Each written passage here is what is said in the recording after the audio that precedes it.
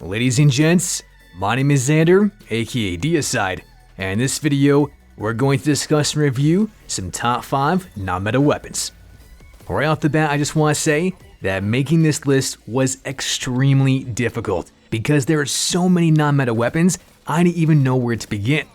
As I went onto the YouTube community section and asked you guys this question as to whether or not which one was your favorite non-meta weapon, I did the exact same thing over on Instagram, and oh my goodness gracious, you guys listed some crazy good weapons that are not just non-meta, but they consisted of weapons that were exotics, special weapons, and primary weapons. And so after seeing all this, I narrowed down the scope to looking specifically at primary weapons and primary weapons alone since Forsaken. This means I'm looking at weapons that are only random rolled, and we're not going to include weapons like the Dire Promise or the Midnight Coup back from year 1, nor are we going to look at exotics of any kind, nor are we going to look at any special weapons, and that includes shotguns, fusion rifles, sniper rifles, grenade launchers, you guys name it. We're only looking at primary weapons that have random rolls. In addition to this, I just want to clarify one more thing very briefly, and that is to exactly what a non-meta weapon is. And so what I'm considering this to be is something that people just simply don't use on a very regular basis, but at the same time, they have to be something that you can grind for on a fairly regular basis, or something that can drop on a very frequent basis. And so keeping those two things in mind, the only thing left to do is to eviscerate that notification button, and let's jump right into video.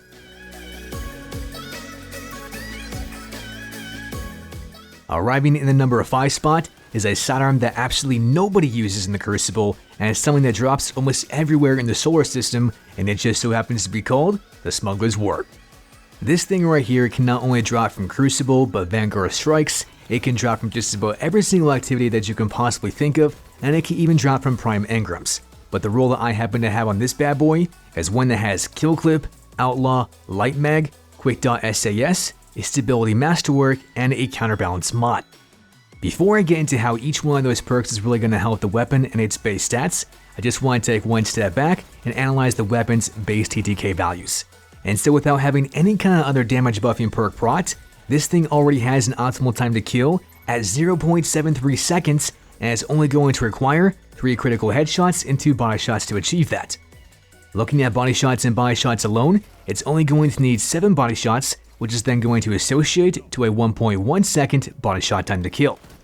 And first hearing that, you might think, alright, well, that's not so great, I'm not so sure if I should even pick this thing up, especially because this thing is a 2-burst sidearm and we simply don't see many of these things being used because their recoil is so drastic. And to you I say, definitely give it a second look, because these things can not just roll with Rampage, but it can also roll with Kill Clip. And when it has Kill Clip, this weapon's optimal time to kill only requires 2 crits and 2 bodies, aka 2 bursts, which is then going to give you an optimal time to kill at 0.47 seconds. Yes, my friends, that right there is astounding. But if that wasn't good enough, all you simply need to do is land 5 body shots, and then the weapon's body shot time to kill is going to be at 0.73 seconds. All that information that I just said can be seen right there on a screen. And the most notable thing that I want you to pay attention to here is that these computations were done with a Guardian at 10 resilience, aka 201 points of health. And that means that this thing can certainly wreak havoc in the Crucible, regardless of whichever kind of Guardian's resilience that you happen to be going up against.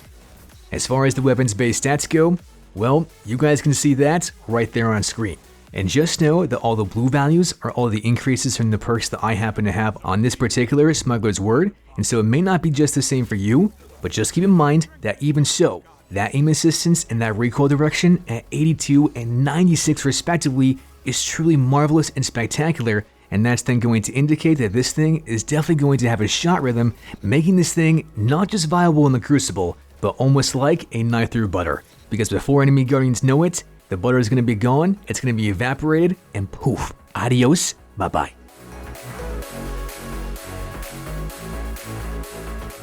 Appearing in the number 4 spot is an auto rifle that many of you may or may not have heard of, and all I can say is that this thing is going to sting like a poisonous venomous snake, and it's called the Valakadyn. If you want to get your hands on this bad boy, then my best advice to you is to go to the gunsmith and hope and pray the RNG is going to give you a somewhat decent roll, because the one that I happen to have just so happens to be kill clip, dynamic sway reduction, flared magwell, small bore, a handling masterwork, and a targeting adjuster mod. On first inspection, this thing doesn't seem like it's going to absolutely melt you very quickly, but what I will say is that it's actually much faster than what you might think, because this thing actually has an optimal time to kill at 0.83 seconds, which is actually quite on par with some other hand cannons at 0.8 or 0.87 seconds if they're in that rate of fire of 140 or 150 RPM.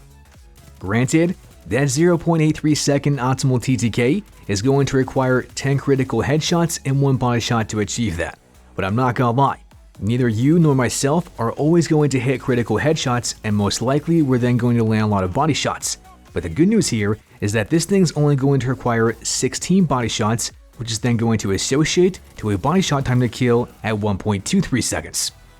However, just like the Smuggler's word that we just saw, this Valakadyn can also roll with not just kill clip, but it can roll with rampage. And when kill clip is procced, this thing just annihilates Guardians, and that's because all it requires is 8 critical headshots to attain the weapon's optimal TTK at 0.57 seconds.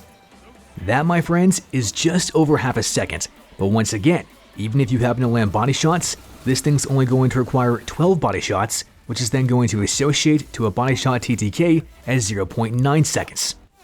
Once again, here is all the information for you that I just said right there on screen. And the most notable thing that I really want you guys to pay attention to here is that this Valakadyn is almost always going to give you an average time to kill that is at 1 second on the dot or slightly below that. And not many weapons can have an average time to kill that's 1 second or less out of all weapons in the entire game.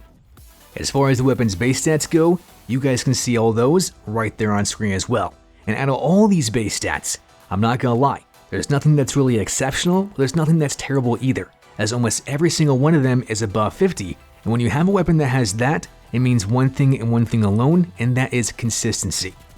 With a good stability factor, aim assistance, and recoil direction, that means that this thing is definitely going to have a shot rhythm that's going to be very reliable for you. And when you add in other perks that are going to make the weapon that much more consistent, like dynamic sway reduction, tap the trigger, under pressure, or maybe even something that's going to increase the range/reload speed even more so, like flared magwell, light mag, or ricochet rounds, or high caliber rounds, you really can't go wrong with this weapon. But the one perk that I would recommend to you above everything else is the barrel option of arrowhead break. Because if you can get arrowhead break on this beauty, then this thing is going to be one of the most consistent weapons that you can possibly ever ask for, because that reticle is simply not going to move, and it's only going to be vertical and vertical alone. In turn, this means more critical headshots, and when you couple this with say rampage or a kill clip, I guarantee you that this thing is certainly not going to let you down and become the venomous snake that we all know it can certainly be.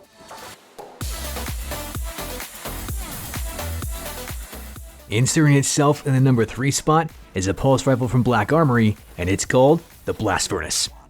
If there was one kind of pulse rifle that's going to absolutely incinerate Guardians, it would definitely be this Blast Furnace. And that's because this thing can have some great power behind it, not just because of the damage buffing perks that can roll on it, like Kill Clip and Rampage, but this thing also has some other great perks that can make it more stable, like say for example Zen Moment, or something that can increase its reload speed after a kill, like Feeding Frenzy.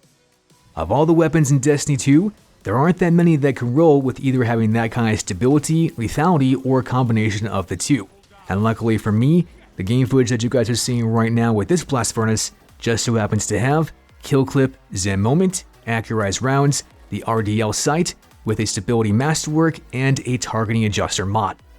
Unlike a very meta weapon such as the Bygones, we all know that's a very powerful pulse rifle, but it's a 3-burst pulse rifle, and this Blast Furnace is a 4-burst pulse rifle. And that means that not only can this thing 2-burst you because it can do 4 shots and 4 shots at 27 points of damage apiece, then gain the weapon's optimal TTK at 0.73 seconds, but at the same time, this thing is a double-edged sword. And that's because if you happen to miss even one of those bullets in those first 2 bursts, then that's when this weapon's optimal TTK goes up skyrocketing through the roof, and it becomes 13 body shots, which is then going to associate to a 1.6 second body shot time to kill.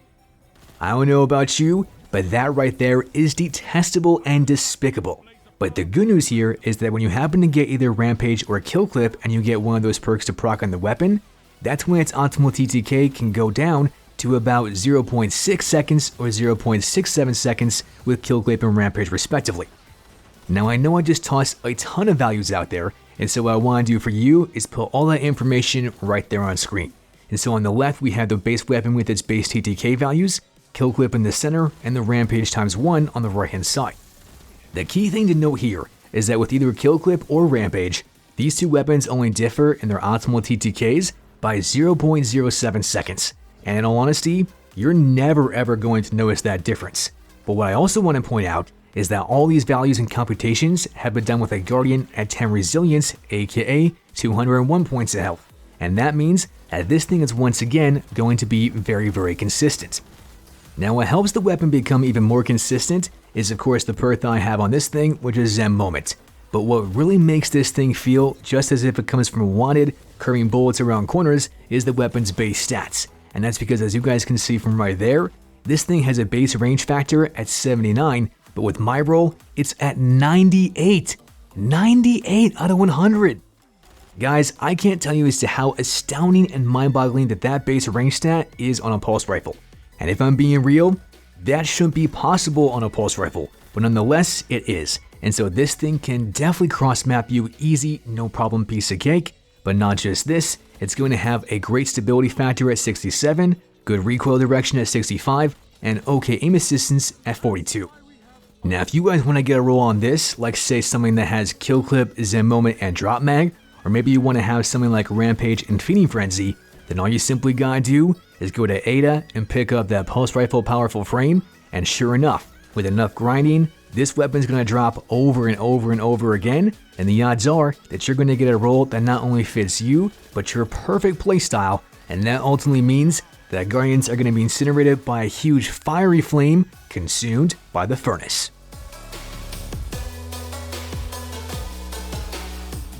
As if falling from a money tree and producing golden apples, we have in the number 2 spot a weapon that is once again from Black Armory, but in this case it happens to be the hand cannon, and it's called the Kindled Orchid. Just like the Blast Furnace, the Kindled Orchid is extremely unique, because even though it doesn't happen to have something like say Feeding Frenzy, this thing can roll with not just Rampage, but Kill Clip simultaneously, and to top all this off, it can even have Drop Mag. And when you have those 3 combination of perks combined together, you get a marvelous beast that can not just 2-tap, but make enemy guardians a little bit salty.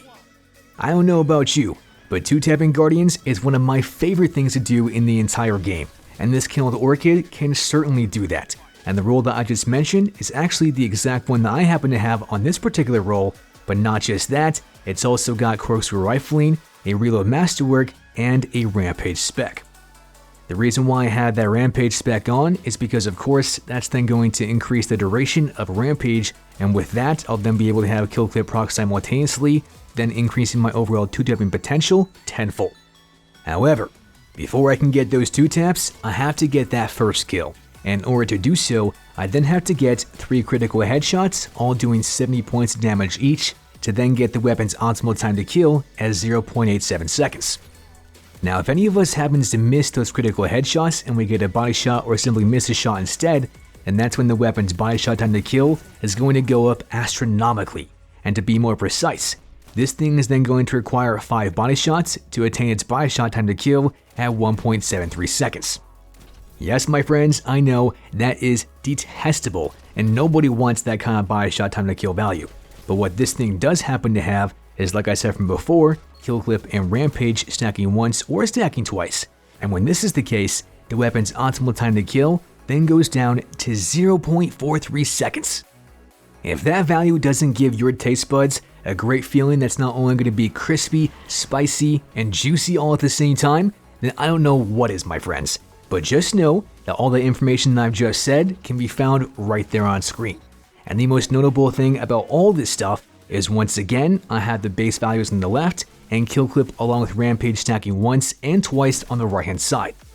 Remember, rampage does not last nearly as long as what kill clip does, and so once again I say to you, make sure that you happen to have a rampage spec on this particular role if you happen to get it, as that's then going to allow you to 2-tap with rampage stacking once and twice that much more often. And to help all this out even more so is the weapon's base stats. And as you guys can see from right there, the weapon's got a decent range value at 50, but what's really surprising is the weapon's aim assistance at 76 and the weapon's recoil direction at 99 out of 100.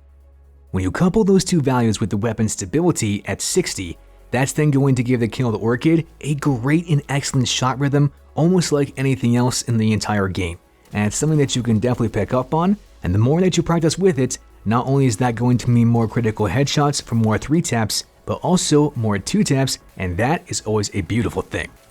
Now the only other thing that I want to mention about the Kindled orchid is that this thing is just like the blast furnace in the sense that all you simply gotta do to get this thing is go over to Ada and pick up those powerful weapon frames for hand cannons, and that's then going to give you the potential to get this roll with drop mag, kill clip, and rampage. If you happen to get that, then 110% put on a rampage spec, as that's going to make rampage last that much longer, giving you more 2-taps, and that essentially means 2-taps for decades.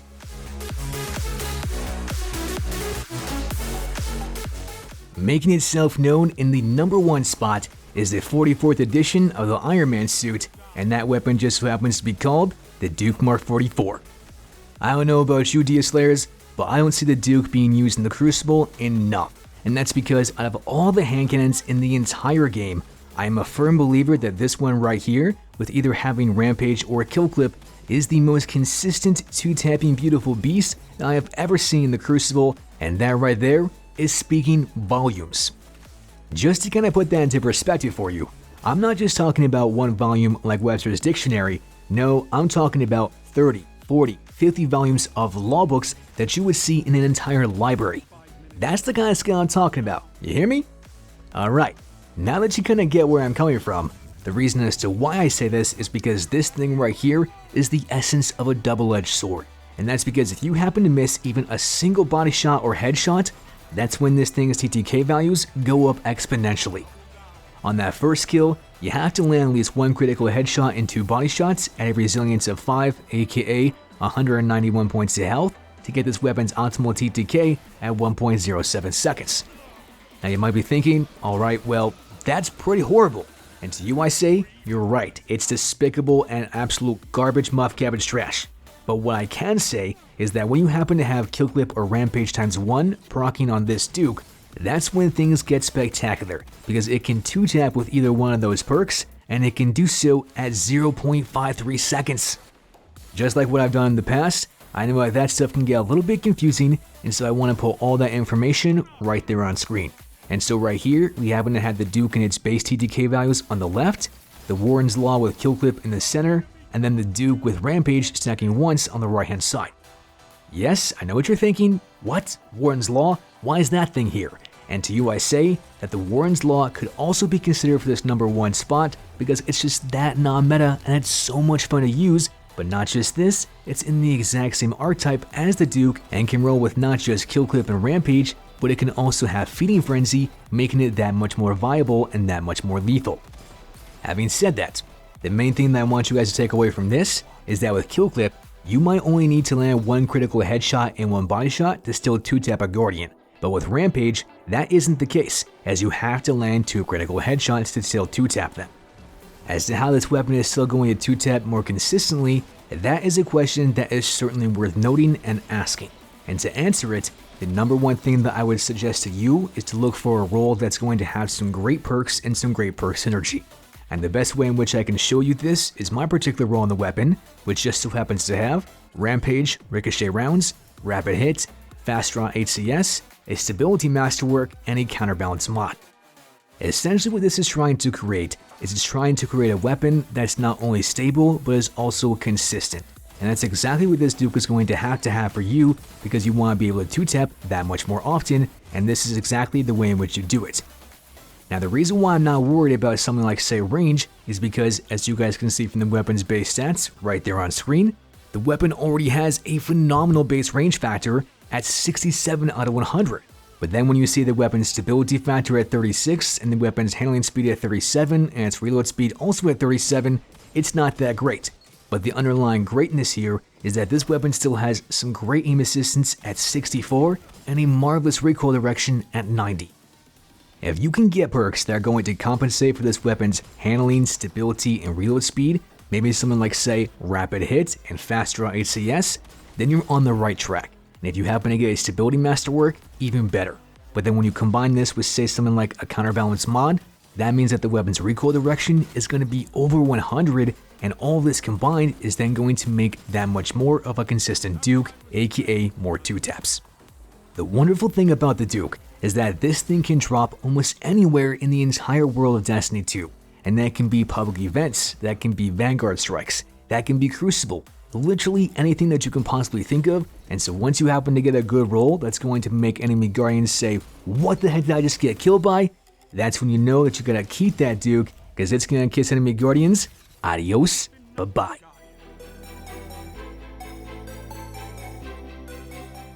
As great as all these non-meta weapons are that have made this list, there are certainly many more that could have made this list but didn't quite ever so make it. And so I want to mention some special mentions here, or some honorable mentions, and those things might include the Nightshade, which might I add just so happens to be the game footage that you are seeing this very second, as well as in the intro, but it also includes weapons like Spare Rations, Criminal's Dagger, Hero's Burden, Annie OD, Vouchsafe, Black Scorpion, Last Dance, Anonymous Autumn, Tiger's Spite, Gnawing Hunger, Redrix's Broadsword, Outlast, The Vow, and the Subtle Calamity, just to name a few.